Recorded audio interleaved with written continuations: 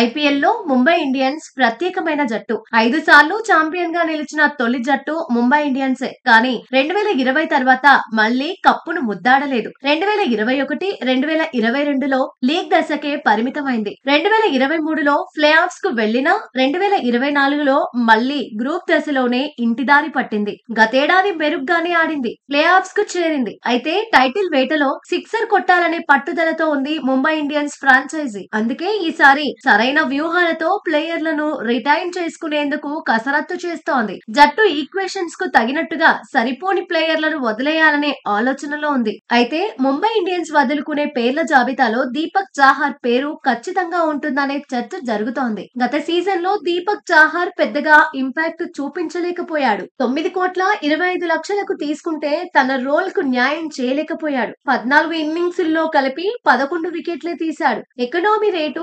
9.17. Face విభాగంలో Bumrah, Trent Boult, Ashwini Kumar ఉన్నందున దీపక్ చాహర్ ను వదిలేసే అవకాశాలే ఎక్కువనే అంచనాలు ఉన్నాయి. లెఫ్ట్ ఆర్మ్ సీమర్ రీస్ టాప్ ప్లేను ముంబై 75 లక్షలకు తీసుకుంది. కానీ ఒకే ఒక్క మ్యాచ్ లో బరిలో దిగాడు. ఈసారి రీస్ టాప్ లైన్ కూడా వదిలేయడం ఖాయమనే చర్చ జరుగుతోంది. స్పిన్ విభాగంలో ముంబై ఇండియన్స్ బెటర్ గానే ఉంది. శాంటర్న్ కీలకంగా మారాడు. గజన్ఫర్, విఘ్నేష్ పైన అంచనాలు ఉండబోతున్నాయి. Part time spinner Will Jacks కూడా జట్టుకు బ్యాలెన్స్ తీసుకొస్తున్నాడు. ముజీబుర్ రెహమాన్ ను మాత్రం టీమ్ మేనేజ్మెంట్ వదిలేసే అవకాశాలున్నాయి. గత సీజన్ లో ముజీబుర్ రెహమాన్ ఒకే మ్యాచ్ లో బరిలో దిగాడు. 12 బంతులేసి 28 పరుగులు ఇచ్చాడు. బేవాన్ జాకబ్స్ ను కూడా ముంబై ఇండియన్స్ వదిలేసే అవకాశాలున్నాయి. రిటైన్ చేసుకునే ప్లేయర్ల జాబితాలో హార్దిక్ పాండ్యా, రోహిత్ శర్మ, రియాన్ రికిల్టన్, సూర్యకుమార్ యాదవ్, తిలక్ వర్మ ఖచ్చితంగా ఉంటారని ఎక్స్పర్ట్స్ చెబుతున్నారు. Namandhir, Mitchell Santner, Raj Bawa, Trent Boult, Jasprit Bumrah,